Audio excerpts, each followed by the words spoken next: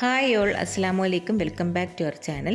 ഇന്നും ഞാൻ നോമ്പുതുറ വിഭവങ്ങളുമായിട്ടാണ് വന്നിട്ടുള്ളത്. 2 സ്നാക്കും ഒരു ഡെസേർട്ടും ചെയ്യുന്നുണ്ട് കേട്ടോ. അപ്പോൾ ഒന്ന് വന്നിട്ട് ബ്രെഡ് പോക്കറ്റ്സ് ആണ്, ഒന്ന് പൊട്ടറ്റോ ചിക്കൻ ചീസ് ബോൾസ് ആണ് ചെയ്യുന്നത്. അപ്പോൾ എന്തായാലും നിങ്ങൾ വീഡിയോ കണ്ടിട്ട് ഈ സ്നാക്സൊക്കെ ഇഷ്ടമാകുകയാണെന്നുണ്ടെങ്കിൽ തീർച്ചയായിട്ടും ട്രൈ ചെയ്യണം കേട്ടോ. ട്രൈ ചെയ്ത് നോക്കിയിട്ട് ഫീഡ്ബാക്ക് അറിയിക്കണേ. വീഡിയോ ആദ്യമായിട്ട് കാണുന്നുണ്ടെങ്കിൽ ഒന്ന് ലൈക്ക് ചെയ്യാനും ഷെയർ ചെയ്യാനും കമൻറ്റ് ചെയ്യാനും സബ്സ്ക്രൈബ് ചെയ്യാനും മറക്കല്ലേ. അപ്പം വീഡിയോയിലോട്ട് പോകാം. ഇതിന് വേണ്ടിയിട്ട് കുറച്ച് ബ്രെഡ്സ് എടുത്തിട്ടുണ്ട്.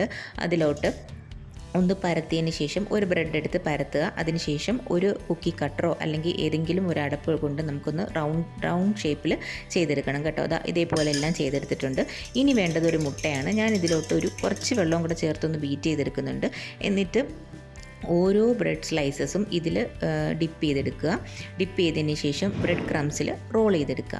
അപ്പോൾ ഇതാണ് ഫസ്റ്റ് സ്റ്റെപ്പ്. എന്നിട്ടിത് ഫ്രൈ ചെയ്തെടുക്കണം കേട്ടോ. അപ്പോൾ അടിപൊളിയാണ്, എളുപ്പത്തിൽ തന്നെ നമുക്ക് ചെയ്തെടുക്കാൻ പറ്റിയ ഒരു എന്താ പറയുക സ്നാക്കും കൂടിയാണ് കേട്ടോ. അപ്പോൾ ഞാൻ ഓരോന്നായിട്ടാണ് ഫ്രൈ ചെയ്തെടുക്കുന്നത്. കാരണം ഇത് പൊട്ടിപ്പോയോ അങ്ങനെ എന്തെങ്കിലും ഒരു മിസ്റ്റേക്ക് പറ്റുവാണെങ്കിൽ നമുക്കത് ക്ലിയർ ചെയ്തെടുക്കാമല്ലോ. ഒരുമിച്ചിടുകയാണെന്നുണ്ടെങ്കിൽ നമുക്കത് വലിയ പാടായിരിക്കും. ഇനി വേണ്ടത് ഫില്ലിംഗ് ആണ്. ഇതിന് വേണ്ടിയിട്ട് ഒരു പാത്രത്തിലോട്ട് കുറച്ച് ഓയിൽ ഒഴിച്ച് കൊടുത്തിട്ടുണ്ട്. കുറച്ച് എന്താ പറയുക, പകുതി മതി മുട്ടക്കോസ്, പിന്നെ ക്യാപ്സിക്കവും ഉപ്പും ചിക്കൻ നേരത്തെ തന്നെ വേവിച്ച് വെച്ചിട്ടുണ്ടായിരുന്നു, അത് കുറച്ച് ചേർത്ത് കൊടുത്തൊന്ന് മിക്സ് ചെയ്തെടുക്കാം. പിന്നീട് ഒരു പാത്രത്തിലോട്ട് വെജ് മയണീസാണ് കേട്ടോ. കടയിൽ നിന്നൊക്കെ വാങ്ങിക്കാൻ കിട്ടുന്ന ആ ഒരു മയണീസാണ് ഞാൻ എടുത്തിട്ടുള്ളത്. വീട്ടിൽ പ്രിപ്പയർ ചെയ്യാം, അങ്ങനെ വേണമെങ്കിൽ നമുക്ക് എടുക്കാൻ പറ്റും. പിന്നെ ബർഗർ മയണീസും കുറച്ച് കുരുമുളക് പൊടിയും ടൊമാറ്റോ സോസും കൂടെ ചേർത്ത് ഒന്ന് മിക്സ് ചെയ്തെടുക്കുന്നുണ്ട്. അത് ഫില്ലിങ്ങിന് വേണ്ടിയിട്ടാണ് കേട്ടോ. അപ്പം എന്നിട്ട് അതിനുശേഷം നേരത്തെ തയ്യാറാക്കി വെച്ചിരിക്കുന്ന ചിക്കൻ്റെ ആ ഒരു കൂട്ട് ഇതിലോട്ട് ചേർത്ത് കൊടുത്തതിന് ശേഷം ഒന്ന് മിക്സ് ചെയ്തെടുക്കാം.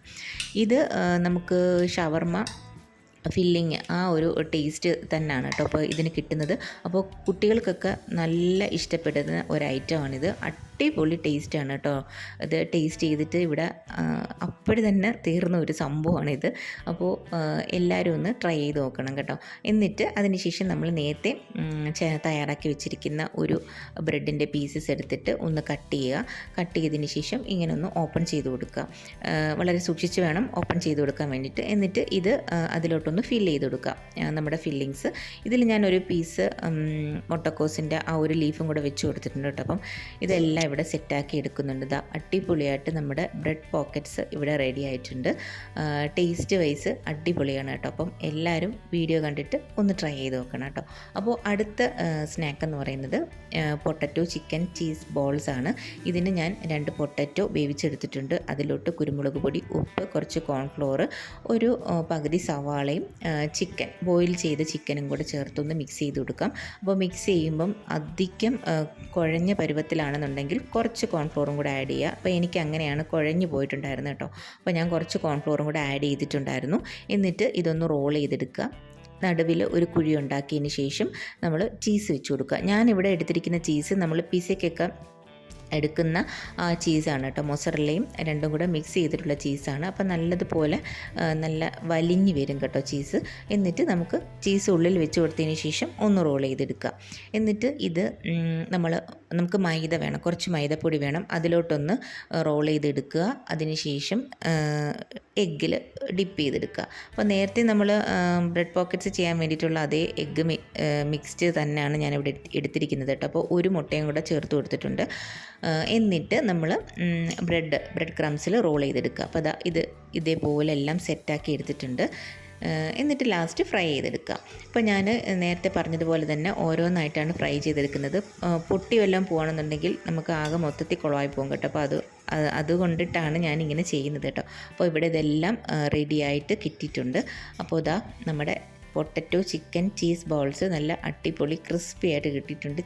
ചീസൊക്കെ നല്ല വലിഞ്ഞ് വന്നിട്ടുണ്ട് കേട്ടോ. അപ്പോൾ ഇതും അടിപൊളി ഒരു ഐറ്റമാണ്. ഇനി അടുത്തത് ഡെസേർട്ടാണ് ചെയ്യുന്നത്.